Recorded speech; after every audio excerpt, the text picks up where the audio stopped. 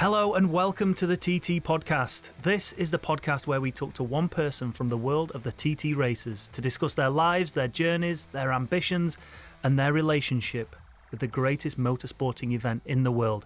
I'm Chris Pritchard, and with me is Steve Plater. Steve, how are we doing, mate? Pretty good, Chris, thanks. Yep, not so bad. Looking forward to this one. A newbie to the system. Brand spanking new, straight out of the cellophane. Now, you've worked with Glenn on the short circuit scene. Yeah, very much so. You know, a great kid and comes from a massive amount of family talent from his brother motocrossing to obviously his youngest brother being a teammate a couple of years ago. And also, I think the sister races flipping horses. Wow. Maybe that's where the competitive edge comes from with this guy. Well, it'll be interesting to see what his outlook is for the Isle of Man TT races. Let's get into it.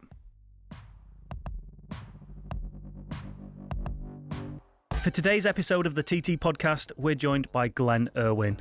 It's been a long time coming, but finally, nearly 2.5 years after announcing he'd be making his debut at the TT, he's just a few short weeks away from heading off down Bray Hill.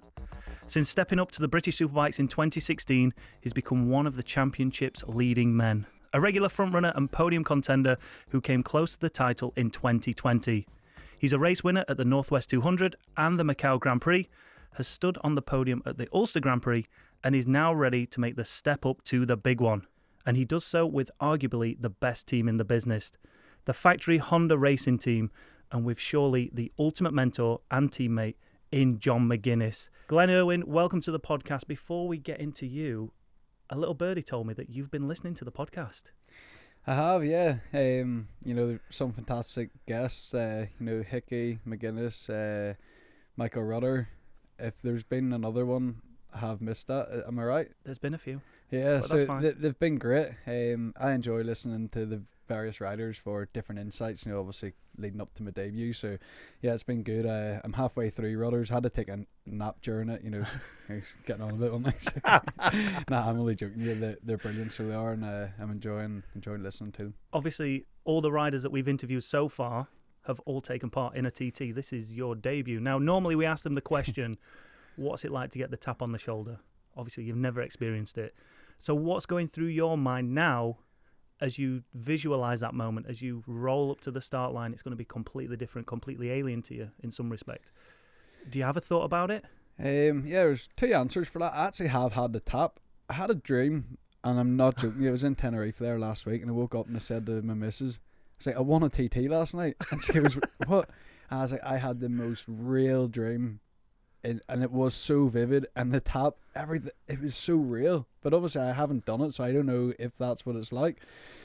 It was amazing. So I do feel like I've had it. But I've stood there, in 2019, 18, 17 and watched, if it's been a teammate, like James Hillier was the last one in 19.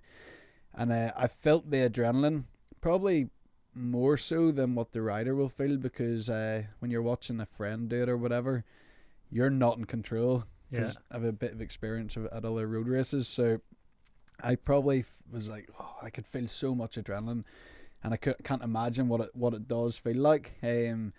Just listening to the podcast, McGuinness saying was it McGuinness or Rudder? I think it was Rudder. They properly grip your shoulder, because I was thinking, am I going to feel the tap? Like, what if I miss the tap? I'm already a second down or whatever. So yeah, it's I have no experience of it. Them moments, walking down to the grid and that bit where you are on your bike, I guess, Northwest 200, you have that bit where your mechanics go away and you are at a road race. It is special. Sitting at the TT, being on your own, looking down Glencrutchery Road, people everywhere. That's, I can't describe what it's going to be like, because I don't know, but it's going to be elevated quite a bit, isn't it? I would have thought so, yeah. Mate, this man knows quite well, doesn't he? Yeah. Yeah, fairly, but listening to that flipping intro, then Chris's intro, fabulous, but do you feel the pressure a little bit? The best team in the paddock, the most winningest teammate John McGuinness, does that make things a little bit kind of harder or a bit more pressure, or does it make you more relaxed? Long term, it makes me more relaxed. So the debut, and it's been well documented and probably schooled a lot by Honda and Harv, and their approach for me making my debut has really took away any initial expectations. That an expectation then involves pressure. So I don't feel any in that sense. I'm not doing this journey to not have a goal. My goal is to be a senior TT winner one day. With the success at the other events, to me, that doesn't bring pressure. It quite black and white. If you can do it there or at other places, this one's different. This one is the ultimate. It takes longer to do it. There's a lot more learning. It takes more homework. It takes a lot more respect because there is more areas can bite you quite hard. It actually gives me confidence. I really do believe one day we will achieve what we want to achieve. And the pressure side, I don't feel it. Road racing's always been like a holiday. I don't know why. And I don't want to change my TT feeling from Northwest Ulster on Mackay, because it's an incredible sport, one of the best in the world. Like any extreme sport, it's probably one of them sports you don't want your child doing. Climbing Everest, doing TTs, Northwest, all them. So I'm grateful that it's a sport I'm in and one that one day I can be successful at. I think, from what you've just said there, obviously you'd like to win the senior. And the good thing about that is if you're going to take your time, at least the senior is not until Friday, the last day of the TT this year. So you got all that time to work. Gives me a whole 2 weeks. That's all you need. No pressure. Just 2 weeks. No problem, Steve. 136. So where did this kind of journey start? Because there's been rumours that you've been thinking about this for a long time. So take us back to that moment. Obviously, you've been racing. It's well documented that you are a short circuit rider. Where did this whole journey of starting to think about the TT come? I guess I switched to short circuit racing from motocross back in 2008. My dad, I'll support you. One thing, promise me you'll not go road racing. No problem, Dad. And I always loved the Northwest as a kid. That was my thing. It was local to us. So that's where we went. The TT was across the water, and we done schoolboy motocross. So I never actually got over as a child to watch it. Long story short, on Facebook one day, 2014, a bit of banter with Noel Johnson, Clark LaCourse Ulster Grand Prix. He's like, "Oh, when are you going to come?" And I was like, "Oh, sort it out." And Robbie Sylvester, I think, commented, "I'll give you a super twin." And boom, we went there in 14. Never actually raced the main event in the Saturday. We had an oil leak, but we did do the Dundrod midweek races. And we were on the lap record on the twins straight away. So enjoyable. It then obviously went to a Northwest debut in 15, which was followed by a Macau debut in 16 and a win in 17 at that. So I started to tick them off. I tried to stay away from the TT to focus on my British Superbike career, but you do learn. You can do both, and Hickey is a fantastic example of that, as many are in the past. There's so many riders were at the top of World Championship in the older days, and at the top of TT. So I think the next one is, I was so glad the way Michael Rudder spoke in his podcast. He does say he gets scared, the nightmares. So I always say I'm a really real person, and things can happen at international road events that you don't want to happen. And the less events you do, the less chance of bad stuff happening. The same time, my son's now 5. I just feel like you want to just feel like you're completely ready, if you know what I mean, mentally. And the kids are growing up, and then I had a daughter, who's just born. She's quite young, but I feel in a good place now. My life was in a real crazy period for a long number of years. I probably always done well to stabilise myself to get through the Northwest. It might have been too much of an ask to stay in the straight and narrow for more than a month, but I'm in a good place now, and it's always been a burning desire that I've tried to stay away from. But now it's not that it's got me. I'm ready to come to the TT and starting going and watching it and being a visitor and a supporter. From 16, 17, that's when it really was, the urge was building. So what's your dad said about it? It's funny, we chatted 2 days ago. We don't chat about road racing a lot, and actually said, "Dad, Northwest, did you ever miss a year? Because we've had a 2-year delay." He's like, "No." I says, "Frank, it's hard. I miss it. I can't wait to get back." And he goes, "You know my thoughts on it, son, but I loved it." I was like, the TT, because I want to reassure them, and I think he really does trust my approach to road racing and TT in particular. And I said, look, Dad, I haven't been to the TT yet, and if you go by revision, you can't tell if the revision's been a success until you've been there. But if we were to mark my revision based on effort, I didn't do great in my GCSEs, but I says, I'm telling you now, and this isn't complacent, this isn't a prediction of how we'll do in year one, but I feel it's an A star. You can't put this amount of effort in and it not be a pass. Do you know what I mean? So he's like, oh, there's still time for you to pull out. but he knows, look, of course, I wouldn't want my son turning around saying, Dad, I want to be, it's not just road racing, I want to be a mountain climber up Everest. I want to do, we're in the extreme sports business, so we can't single out this. It's we're lucky we're in this industry, and if we approach it right, we can have a lot of fun. Yeah. What's been your most difficult part of the learning process so far? I know you haven't done a lap yet, as in a lap in anger. Most difficult part, really, really good question. I think when you originally start learning it, you know the famous corner names, and that's a big left, that's a big right, what's that jump? You start to pick up, there's a bump there, going into Greba Castle, quite a bad bump on the left, and camber change coming out of Greba Bridge. You start to learn all them things, so you get the geography and you get the bumps, but it's when you learn it, and for example, little things over Rencullen jump. I watched McGuinness's on board from 16 religiously. Out of Rencullen jump, your next big corner is Bishop's Court, so into the left underneath the sort of big mansion, flick to the right. But after Rencullen, if you just come over that jump and stayed to the right, like you hit all jumps on the right apart from Balacry where you want to get away from the big lip, you would be coming to a kink that has no name, and if you were on the right hand side of the road, you probably won't come out of that kink. So it's really learning them things, the things that have no names. You can't just go right Rencullen jump, it's flat out after that, and then we're going to go to Bishop's Court, because there's so much in between. So I'm trying to pay careful attention to things like that, because there's also a lot of time in areas like that. If you get all the kinks right and you can stay on the gas, it's better on the gas than off it, Steve. So that's probably it. I need to get round there on a bike now, I really do. We're over at the end of February filming with McGuinness, and Honda, and I think all you TT guys know are there, so maybe, I think the mountain's shut now, isn't it, for a bit of resurfacing. Maybe I can get a blast up there while there's no cars or something. But you have been round on a bike during a parade lap. Oh, disaster. Don't even talk. Oh, really? I don't know if it was a setup or not. I'm actually glad it was. Back then, I couldn't have got you further past Union Mills. I didn't know where the track went. I knew some featured famous corners throughout the track.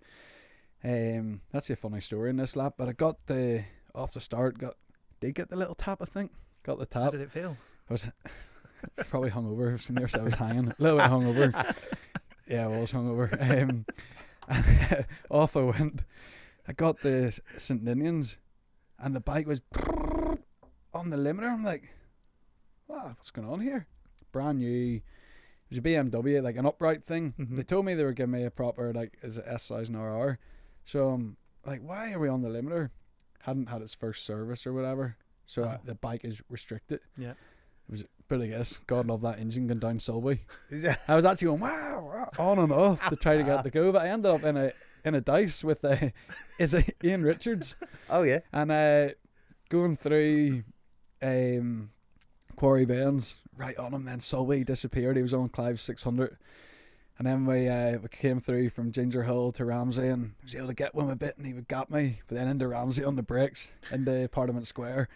Got by him through the kink, May Hill, Stella Maris, Ramsey Hairpin. Was coming out of Ramsey Hairpin, accelerating, I heard it's like, wow, something wrong with my bike. And I looked to the left, and he had tucked the front, going up into Ramsey Hairpin.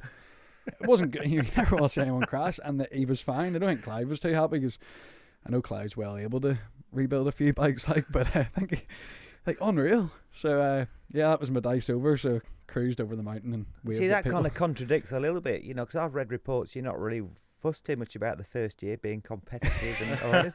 You've only been on a parade lap and be trying to beat Ian Richards, one of the old legends, two straight legends. Yeah, of course. There's no expectation from me, because it's so unknown. I could not tell you where I don't even know where you finish in your first year, where the range is, is it from wherever to wherever. So I'm looking forward to that. Like I don't even know where I start. I would love to start 22 because I'm number 2. So then I can be, 22. Yeah. But maybe that's too high up. I don't know. I don't have a clue. I get don't that. know. But you're also a well-established rider. You know, you're a fast rider. Good at playing it down. Very good. Hey, no, you're the same as me. Obviously, you've won the other big events. Yeah. So you're obviously not going to be slow. However, you've got to be careful to keep things in order. Yeah. Because it's a massive steep learning curve, as you're well aware. But so it's a difficult one of where to start, because you need to be somebody with some good pace that you can, obviously this year, we spoke about this yesterday, but of course this year's a little bit different because you'll be setting off on your own, not with another rider, which makes it a little bit worse because you can't, when I read that, use their I experience. was a bit like, no, because you don't know who you maybe get set off with someone. It doesn't matter if they're 40th, 50th, wherever they are, but if they know where they're going, it's like lap 1, you go out behind Milky or Barty. They know where they're going, regardless of the pace. Mm-hmm. They know where they're going, and you learn a little bit. Like Steve says, you're a sponge, you absorb. So now I'm going off my own, but I can pull over and pretend the bike's overheating and waiting the next guy. Either that or go flat out and catch him at the front. I think it's better to pull over. Right, here's a little test for you. Where's the first jump on the course? The one at the bottom of Bray Hill. Is it? They call it. Is it Aggo's Leap they call it, or is that the one after? Aggo's. Where's the second one? Second jump is the real fast one after Crosby. So it is. Well, there is the approach to. There's a few. Snugborough, the bike's going to take off. Coming up to Ballagary, Ballahutchin Straight, the bike's going to take off there as well. Exit of Ballagary, you're going to wheelie and stuff. Right here. 3 miles in. Is there some knowledge here? Three miles in, Union Mills, my first lap on my own, between the right and the left. Yeah, the big bump. Right, I was airborne, like Jeremy McGrath going over there. You never ever realise going around in the car or when you sight a man or anything. It's just those kind of places that really can catch you out. Do you do, like, from watching the onboards, when you do that right, and then, because they always talk about the bump there, and you're like, where is it, from onboards?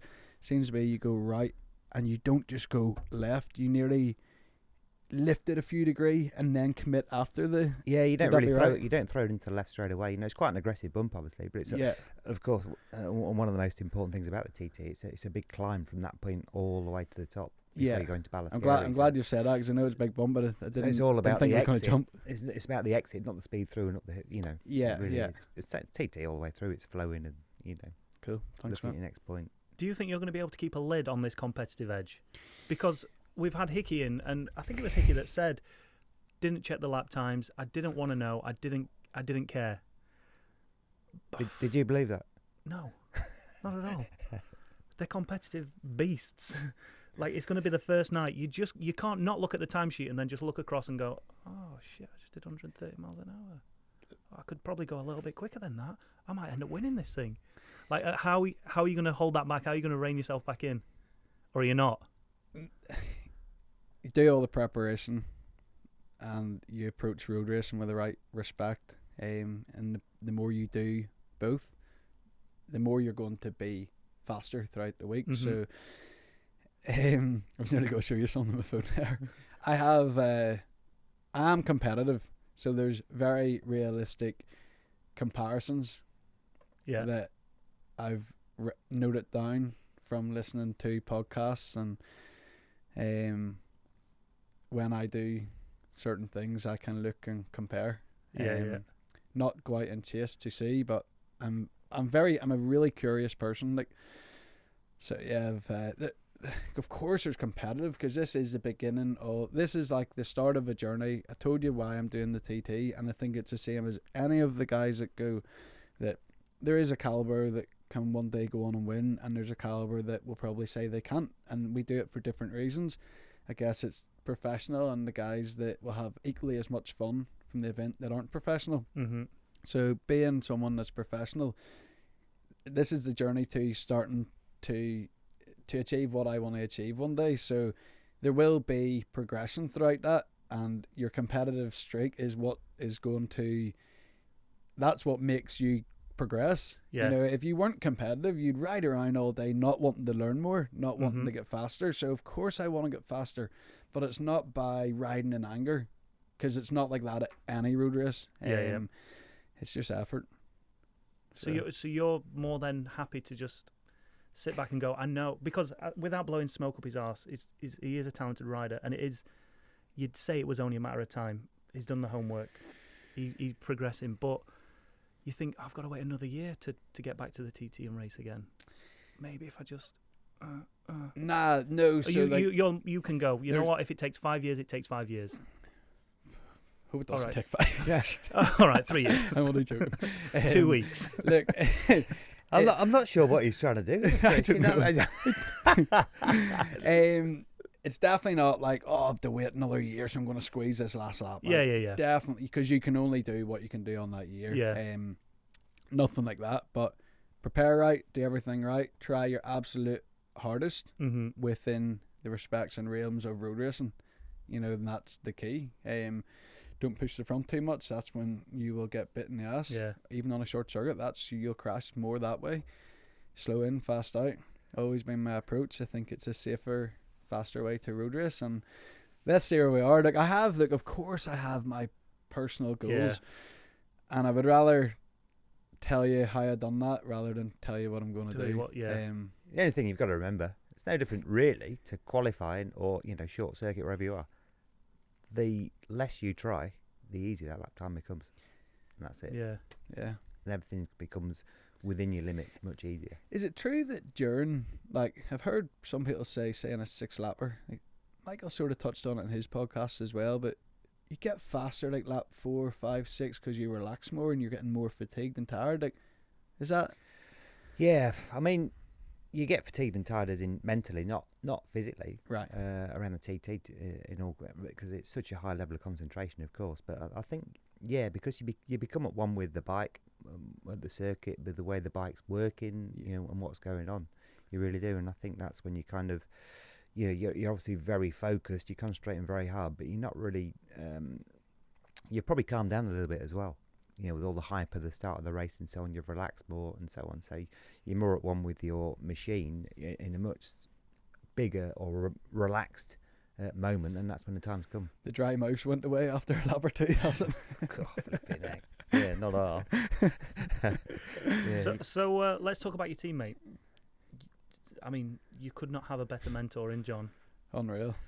How has he been in your preparation, or is he trying to say, don't do it, mate? You know what? He's been good. Bit of experience with me in the past few months. We've done NEC together, and the old boy's definitely putting a bit of effort in. I wouldn't be a big drinker, but end of year, that's when you can go out and have a good laugh. And we were maybe out there to 3 a.m, and John was going to bed at 1. That's because he's old though.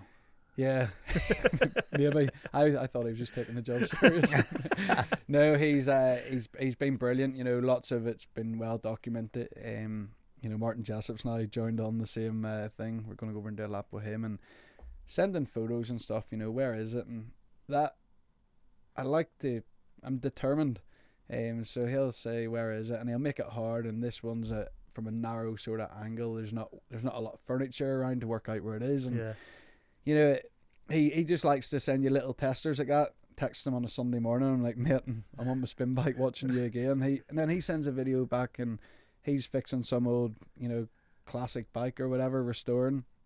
And he has Joey going around the TT in the background. And, I enjoy bouncing off him. Absolutely, someone I get on very well with, like Steve as well. They're riders that I grew up watching around the Northwest in British Championship, and to have him as a teammate it's incredible. And it's not about, you get people that are maybe a bit outside the loop. I suppose he can tell you if that's flat out, you can overlap data and see what he's doing. It's not about that. It's more just seeing John float about through the build up to the TT, the couple of weeks on the island, how he handles it, tap into his knowledge from the past, things like that, just tap into John McGuinness, the TT rider. Yeah. I know John McGuinness, the person, the great crack, the camaraderie. But now I want to know more and absorb a little bit more. So I think where he will help us on and on track more than anything is his experience with bike setup. I don't know what's required for the TT whatsoever, so I guess he can help the team make some big calls. That in turn will benefit me and maybe make my ride a bit easier and in turn more enjoyable and perhaps faster. Yeah, that's I'm looking forward to, I don't know if I'll get to see him on track, how it works. I really don't know as the week goes on in practice, would I be allowed to go out behind him? I wouldn't want to until there was a point where maybe pace would be comparable enough. He'll be much quicker, but he can afford to take me around for a lap and then he can disappear. Yeah. So what about the bike? The bike's mint. It's an iconic brand. Yeah, most successful brand, that TT, and obviously Honda UK, most successful team. Formerly sort of Honda Britain, as it would have been when I was younger. Have you been kind of waiting to get the chance to be with Honda for the TT? That's actually why I never made my TT debut. I was just waiting on hard coming call. Yeah, no, it just worked out, I guess. It's the bike's really, really good. The new Blade made its debut in 2020. Clearly fantastic as a road bike on a track. Fantastic as a sort of a semi-developed superbike. Lost our way a little bit last year, but to make progression, you can't always just get it right, or else it's not linear, is it? Yeah, it'd be too easy. So there's bumps along the road. I think we're ironing a lot of that out now. I hope the guys are working hard. So at road racing, you don't go to the same limits of track racing for sure. So absolutely full confidence in the bike being a winner for someone that's capable of that right now. Hopefully coming into a TT, it would be nice if we've ticked the Northwest off and we're four undefeated there in the Superbike. That's where I do have a goal at that event. I think 9's a record Superbike event that wins from, I think Joey and Michael Rudder are shared on that. So I would like to make some inroads on that and get the new Fireblade's first international victory. Steve's rolling his eyes here. Yeah. I think it's Robert. I think it might be Robert. Superbike wins. Is it Robert? Yeah, it's definitely 9. So either. Yeah. Anyway, not that that matters, but it's a busy season. I thought you were going to say it was you. Probably would have been. Probably would have been you.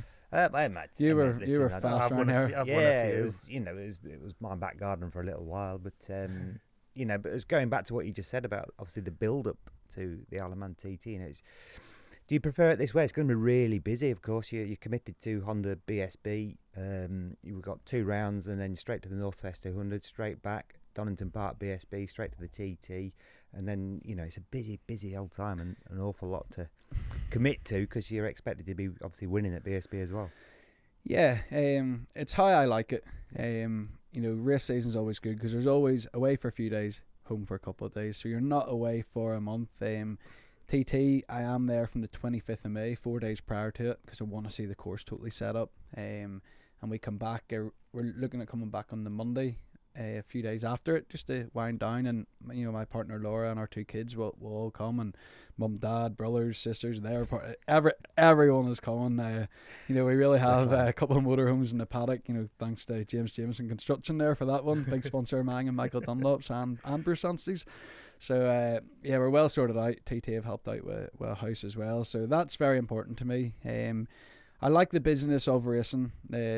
The pressure or whatever expected to do whatever at BSB and roads that's part and parcel of your job. It's like if you're a footballer for Man United or you're a footballer for Burnley, like if you're not expected to win, there's no pressure. Whereas you're expected to win, it comes with it. I don't sit and sweat over it. I probably feel it, but maybe I don't realise how I feel it, because you must feel it some way. But how I don't like the busyness is more pre-season is tough, especially with the kids being so young. So we're over here now. I've got 6 days at home. Then we go to Spain, 15th of February. We're there till the 24th of February motocrossing. I fly home that night, get into my bed at like 1 o'clock in the morning on the 25th, fly to Isle of Man 6 hours later, fly back from the Isle of Man 4 days later to pick up a bag, to drive to Dublin on the same day, to fly to Malaga for 4 days testing at Almeria on a road bike, to fly straight home from Almeria, leave the test early, to go to Laura's sister's wedding on the 5th of March. So that's 20 days of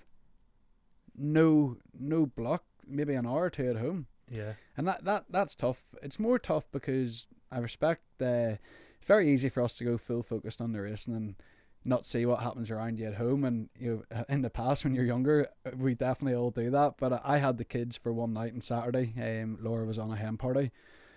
Oh, like the little one was great. Slept from 8 to 4:40. Give her a bottle, boom, back over to 8. But you can't even have time to like cook a bit of toast. You're looking after this one. He's cracking up.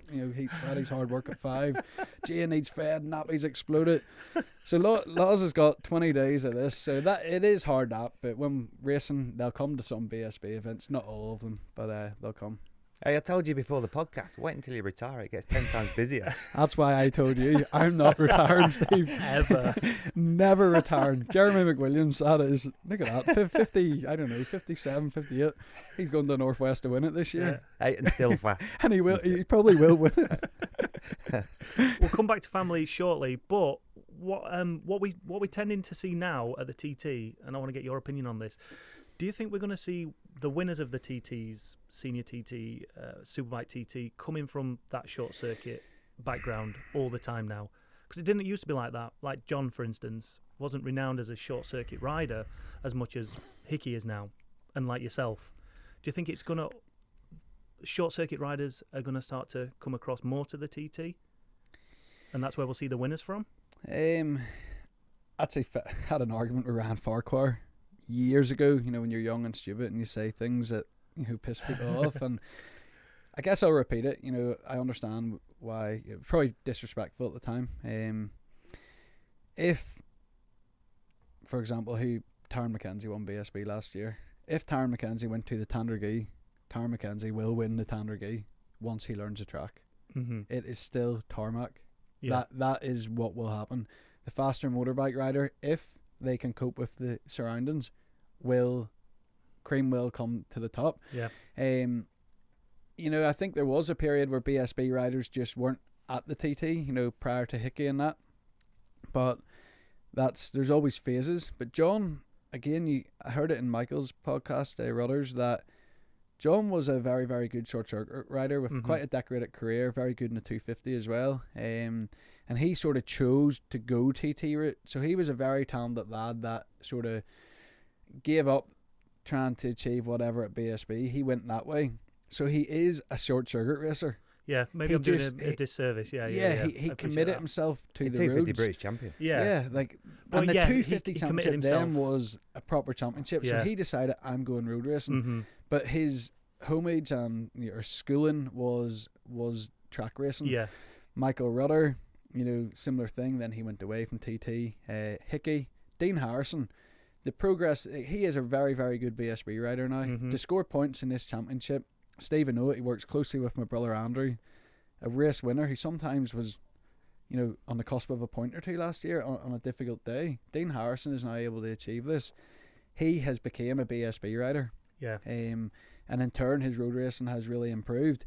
If Michael Dunlop, and he did do it last year, he rode a lot more BSB, and Ian Hutchison, despite all their difficulties with injuries and setbacks, and I know Michael had shoulder trouble or whatever it was, or arm injuries, they have thrown themselves into track racing a lot more, and it's to clearly see they're looking at what's working. So I do believe when it's not that the better riders, when the riders that are doing very well in track racing decide they want to come road racing, it has to be for the right reason. I've heard Bridewell, and I like him, I'll come to Northwest if they pay me 20 grand or whatever. If you come to Northwest for 20 grand, one, you'll not get it. If they do, I'd love to know how they're getting it. And two, you're going for money, you're probably wrong reason, you might get hurt. Gotta go because you love it. So if you love it and you're a top track racer, you'll prepare right, you'll do your homework, and you will be successful. I told you in black and white. I'm gonna get rinsed now by John McGuinness fans, aren't I? I should have worded it slightly better.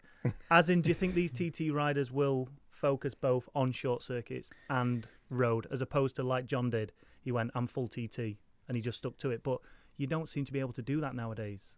It's good to be different, isn't it, in life? If you can offer a few different avenues to your CV or your if we can go and have success in roads and have success in BSB, you're maybe more appealing to teams. You know, one sort of decent wage is better than paying two different riders, I guess. I think for me, for my career, it's healthy.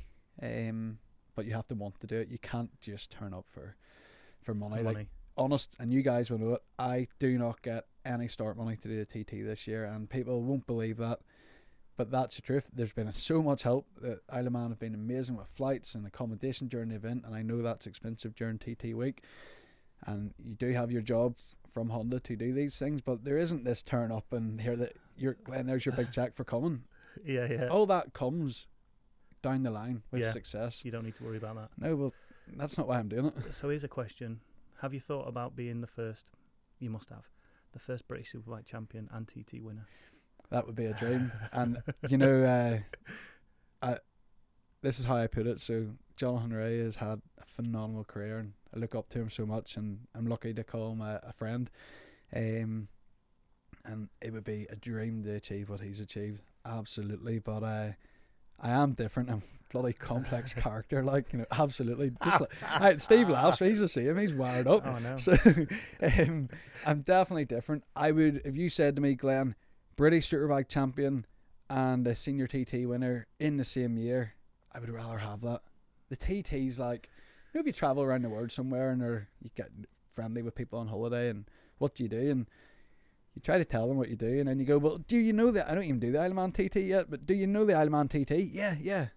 You know, that's the one you want to win, isn't it? And if you can add the BSB in beside that, even a few BSB races and a TT win one day would be good, wouldn't it? That will be all right. Yeah. Win them all. Be nice, wouldn't it? End of the day, I don't want to be a postman like Seeley.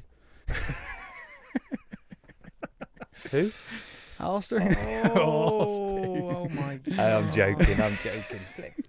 We can edit that Hey, out. why do you think Alistair Seeley, so successful, the most winningest rider at the North West 100, why did he never come to the TT? Like Stuart Easton, I think the both of them would have been. I know the TT seems to suit bigger riders in stature as such. I think he would have been a fantastic TT rider. But if I'm right, he done the Ulster Grand Prix, the Dundrod 150 many years ago. I think he won, you know, the newcomer type race or whatever it is. But I don't think he liked it. I do not think he enjoyed the track. And again, that's where so we can't say someone like Alistair, take him to the Tandragee. There is that circumstance where the short circuit racers won't, maybe because they can't adapt to what's around them. Ulster's a bit more TT-esque than the Northwest. So yeah, he didn't enjoy it. I think Ratboy would have been absolutely phenomenal TT rider. Incredible. TT really would. Why was he called Ratboy? Looks like a mouse. Yeah. Doesn't it? I Is think, that it? do you know what? I'm struggling to answer that. I don't really know, apart from being visual. He would have been great because he had Hizzy as a full mentor, wouldn't he? And I think Stuart's such a calm. Like, I was his teammate in 600, and remember at Thruxton he just rolled out in qualifying and bust out like a 13.9. It would have been like fourth in the Superbike grid. It was like incredible talent. You know, and I was only joking, by the way, if you're listening. I really like Stuart. He's a top lad. And I do like Alistair as well, but there's always a bit of crack and a bit of needle from press and stuff, but phenomenal CV and phenomenal career. So let's talk about your fitness, physical and mental. Obviously, you touched on the mental side earlier. Yeah. Yesterday you were in the physio, getting yourself prepped. In terms of fitness, because you've had some big crash, and again we were talking about this prior, and I think it's fascinating the story of the crash at Knockhill. How are you? Where are you? 100% fit back now, or you have is a motorcycle racer ever 100% fit? So I'm sort of quite unilateral. So my right hand side's probably 125% fit. Yeah, left shoulder had a big operation. You know, handlebar snapped on me at Knockhill in 2017. Long story short, broken neck, broken dislocated shoulder, broken dislocated elbow. Elbow went the other way. You didn't know your neck was broken. Yeah, Did you? I knew it was, but it got missed somehow. I just said, "Don't move me." I didn't even know I had sore. It was all left arm. I didn't have a clue. And yeah, look, obviously, when your arm is so disfigured, I think naturally the focus went to it, and it took me to crash a year later to then think I'd broke my back at Donington and realise, no, your back's okay, but you've got a broken neck. So off to Nottingham and twisted their arm to tell them that was from a year-old injury, and returned to track the following day. And scored a few points. But yeah, no, I needed the operation then. I was in my second year in Superbike. I didn't want to miss too much time, concerned about career perspectives at the end of the year, remaining with PBM. And it was a difficult year, even coming back, but fair play to Paul Bird. No matter what you say about him, he was nothing but great to me. 3 years on a factory sort of back Ducati as such. And he did stick by me after my injury, and we had good success, finishing third in the British Superbike Championship. So it did come out during the third season with PBM at Cadwell. It came out again last year. Unfortunately, came together with Rory Skinner. Again, like we were chatting to Steve before it, I got it in at the side of the track, and then it was like, I need to race later. I've got the showdown. I need to get in it. And I got helped by the weather. I did go out and score a second, but operation was big, came round from the up, and you do think, am I ever going to race again? Because after an up to that degree, you can't even move your arm for a couple of weeks. So I'm really strong in bike position. My physio is happy with that. My physio at home is very good, very safe, which has been important in the early recovery. And Doug over here is more like, in his words yesterday, we're in a rush now, not a rush that can't be achieved. I haven't been like my arms out like an eagle, I'm not. I wouldn't be great at flying. I'd be flying like more like a little duck, my arms close to my side. So he was chucking a few weights at me where I'm weak. And first thing I did this morning, we checked into the hotel last night, and I rang the reception. Like, what time's the gym open? And it's cause he's told me what I need to do. I'm so bloody black and white. So Simon Reid was in my room last night, and the alarm's gone off 7:30. He's I haven't slept. I've had a terrible night's sleep. And I'm like, mate, in the gym, because he has he's a cage on his leg, so also he got told what he needed to do. He was like, we have to do this. We have to do what we have to do. So I'm looking forward to to doing and going to where it's uncomfortable. I need to get on the Amazon today because I'm away for 20 days, as I said, and I don't own any weights, so I need to take advantage of this Prime delivery and go on this motocross trip with a few sort of gadgets. And Connor Cummins will be there as well, so the big man, he'd probably be looking at me like I'm something wrong with me, like some of the mad exercises I'll be doing. But yeah, that's a great trip, and it is important to continue recovery. So how has these injuries affected your mental health? Because you're one of the few people that will openly talk about it, and you're not afraid to. How does it affect someone like yourself? I think first of all, the injuries, I do feel changed my career a little bit, slowed it down. It's been successful since. There's always been some great years fighting for a championship in 2020, but when you're injured, it was tough, especially for me in 17. When I done this, racing was going so good, and I ended up I've been doing quite well. I've been struggling with some things, from 2012, 13, and in 17. I don't know if you want to use the word a relapse or whatever, but I really went into a terrible place, and again 18 a bit, and middle of 19 I started to make sort of changes in my life that I had to make, and also Philip Neal gave me a good opportunity. I was struggling at Kawasaki, and I did lose. I think a lot of people thought he finally got sacked. He was brought in to do a good job. Social media is terrible. They finally got rid of him. He was horrendous. I couldn't see. I lost my left eyesight through stress, and that was scary. Really? I think that was because of my love and passion for the job. Like, I love what we do. I love it. That was like, oh shit, this could be took away from me. And that was a big wake up call. Don't get me wrong, there's been difficult moments along the way. But Tycho gave me an opportunity, and that was like the start of, okay, fix yourself type thing. When I went to Thruxton for my first race with Tycho, I rang Philip on the Thursday and I was like, Philip, I don't think I can race. I can't see. Like, I can't see out of my left eye. He's like, hey, there's no pressure on you. I think he maybe was thinking I was under pressure. Go out and enjoy it and all. And I'd sit in the pit box and cover my good eye and be like, look at there's a yellow fluorescent pit board out there. I was like, lads, that's like the sun. That's like a blur. I can't even read the letters. Went out, it was like 4th or 5th. Thankfully, it's all right-handers. But people would combine me to the left. I couldn't see them. And that sort of gave me the reminder that I could ride a bike, because I couldn't even qualify in the top 18 sometimes. And with Tycho, it was only 3 or 4 rounds. Every one we made the final qualifying, and usually on the second row, and no testing. BMW was early in development then as well. So that helped, and I started to talk more and more about my mental health then. It was really tough, I had all the most terrible thoughts that you could have. And when I talk about it, I don't talk about it as in a poor me. I don't want sympathy. Yeah. I talk about it like I've come out the other side. It's not like, you know, let's be depressed together type thing. I want to be an example and, you know, to show that to talk is good. It's as simple as that. It's not too in deep. You know, I don't want to dwell on it. I don't want to be maybe seen as a, you know, oh, he struggles with his mental health. You know, I struggled. I done the right things. I made changes, and you know, my life's very, very enjoyable now. Since then, child number 2's came along, and I'm really happy at Honda. Good social group. You know, probably a better social group. Yeah. Maybe not as fun, like, but it's better.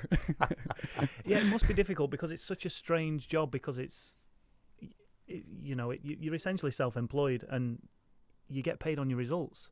And if you're not racing, you're not getting your results, and then it must just spiral. How about you, Steve? Did you? Hey, you're only as good as your last race to a certain degree. Yeah, and exactly, like, obviously, So Glenn's true. gone through some big injuries. You know, most riders do at some point in their career.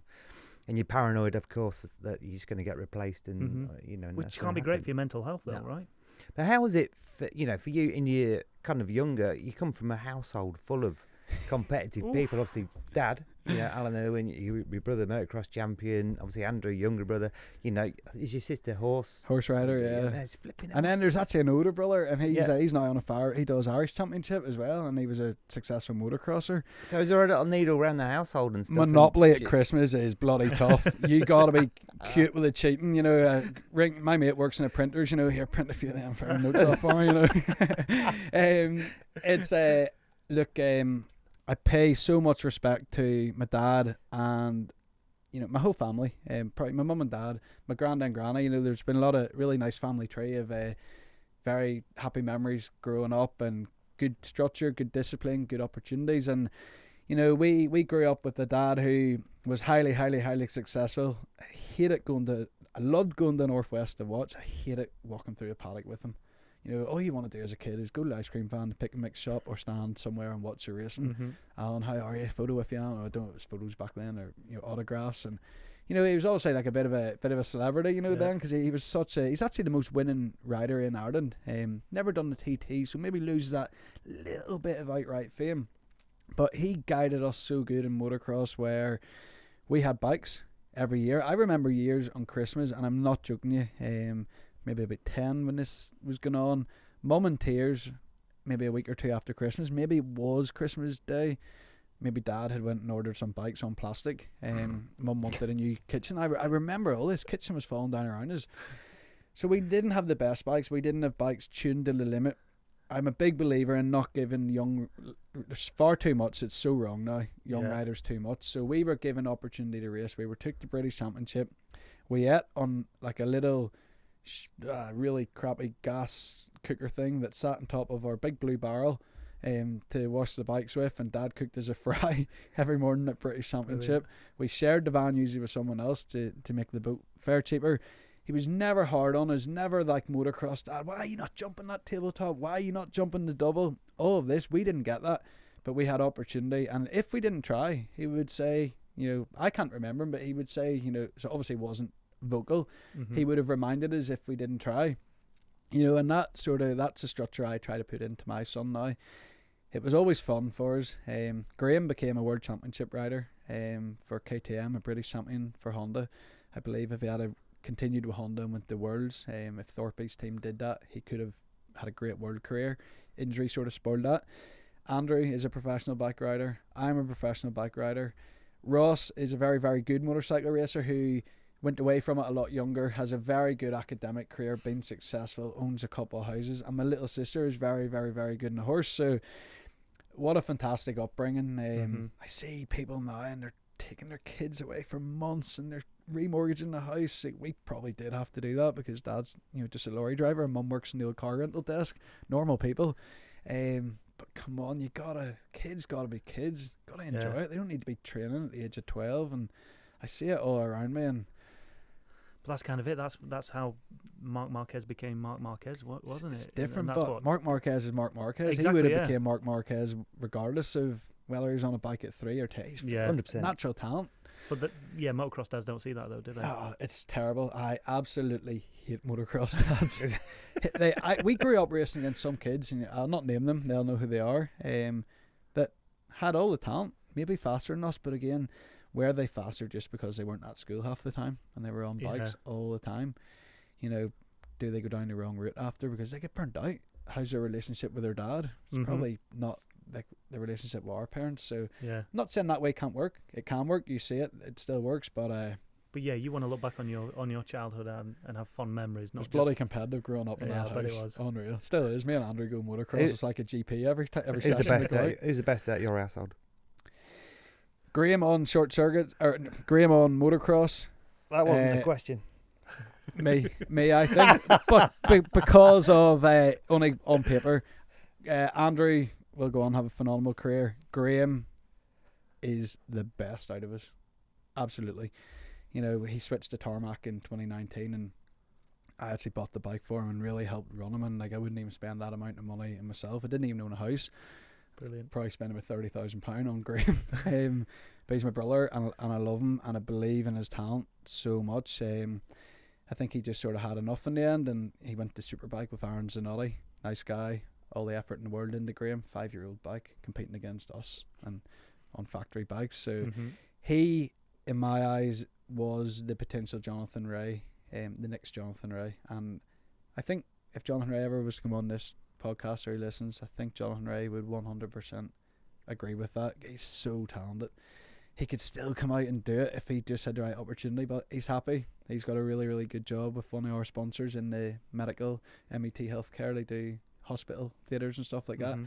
He rides motocross for fun now. He had a great career, British champion, something that I can't say, and nor can Andrew just yet. So, So let's move back to the TT. By the time this podcast comes out, we're only going to be a matter of weeks away from the TT. What's your final preparation going to be like between testing and now? Another trip over end of February. I got to make sure I've ticked off the laps for Milky and Barty, so we'll look at a trip in April.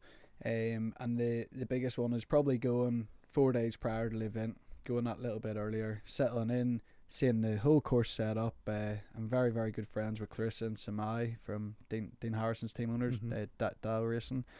Clarissa has a load of bikes there, RC45 stuff, really cool nostalgia, and I will ride round the course then. Obviously there's everyday traffic, but just start to get a few laps in before the event starts, and it's totally, you're not racing, you're doing 30 where it's 30 and 170 where it's 70. Sorry. But that'll be it, and they continue to learn and take every bit of advice. I'll be tapping Steve's head flat out there as well, and just tapping into people and enjoying it.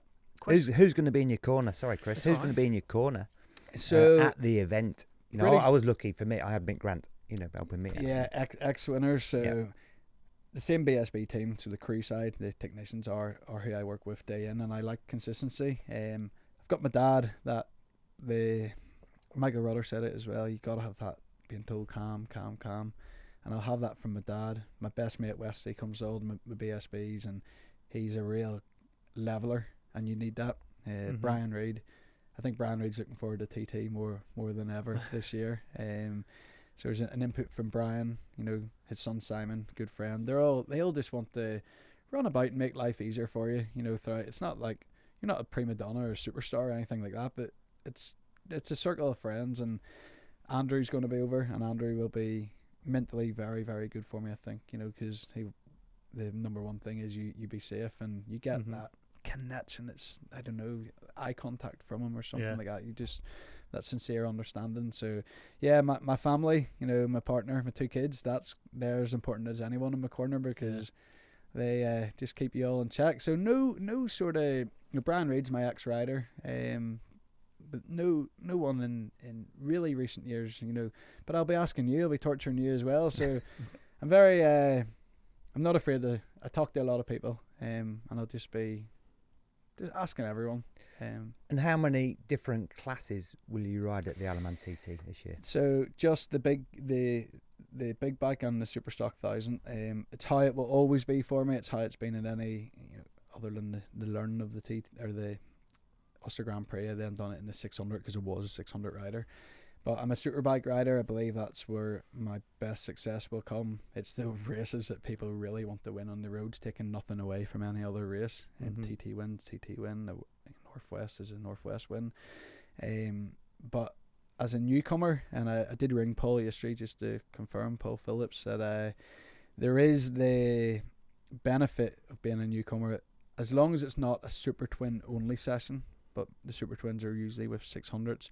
I can always go out on my big bike. I will spend most of my laps on the Superbike because that's what I'm comfortable with. And our Superbike is close to stock in some ways as well. It seems to work good at TT.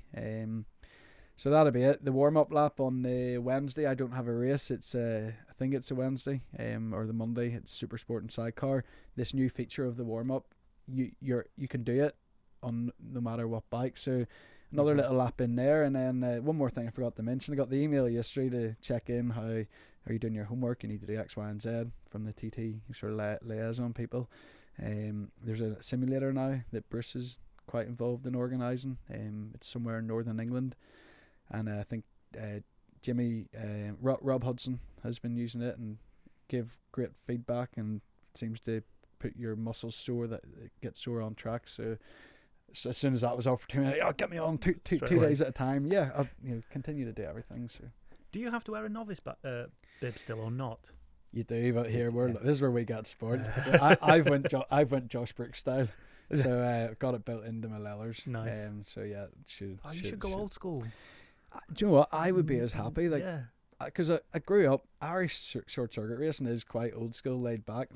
Dad and back of van job, isn't it? Like that's just the way you go racing. So I'm happy to float about with a bib. I had to do it at the Northwest. Yeah, don't slow you down. You think it annoys you, but it doesn't. No, it looks good. Professional sponsors and all that carry on.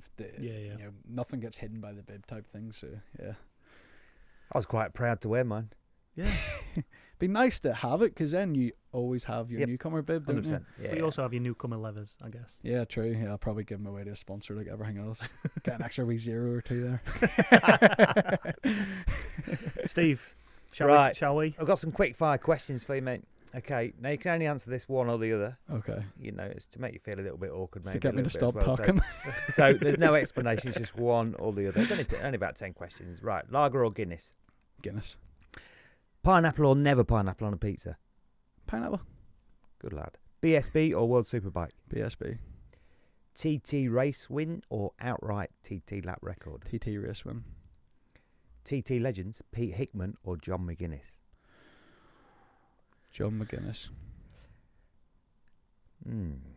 Super Twin or Super Sport?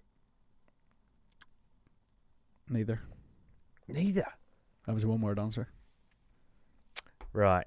British Superbike champion or senior TT winner?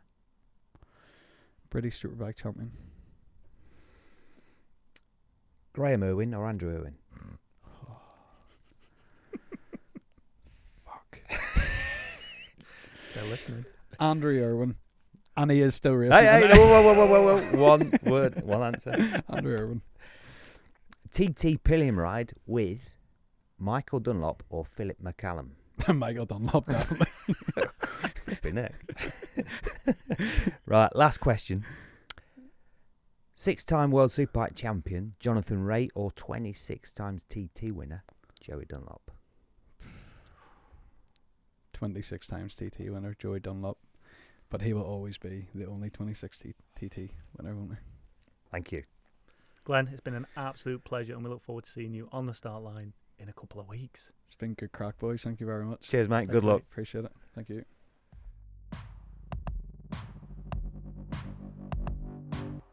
So, Steve, Glenn Irwin, I can't help thinking that competitive edge is just so raw in him. Is he going to be able to handle it? Rein it in? Naturally. I think the answer to that, I honestly believe he will. Yeah. He's got enough decent people around him. He'll have the whole family with him, obviously, as he said, for the event. But I think he will. He's very sensible. He's got a great team, obviously, around him as well. Good team manager that will be in his ear, keeping him calm. But deep down, I don't believe he won't be watching those times. Of course he won't. And what's your predictions for him? Flipping heck, I knew you was going to ask that. I suppose the question is, will he be the fastest ever newcomer? Not that that really means anything. You know, he's got his mind set on the senior win, which obviously takes time. It's an apprenticeship, and I do believe he'll chip away at that and get there fairly quickly. When I say get there, I'm not saying he's going to win, you know, in record time or anything, but he will be competitive quite quickly. Yeah. You know, on his times, he will. But for year one, to answer your question, you know, if you keep progressing every session, that's what you got to keep looking at. That's all that really matters. Yeah. You know, I wouldn't be worrying too much, and I never did, about changing setups and things. It's just purely ride the same bike as it is and just get to know the circuit and get at to know where you're speed. going. Yeah. Nice one. Mate. Well, I guess we'll see in a few weeks, won't we? Very soon, TT 2022 will be here.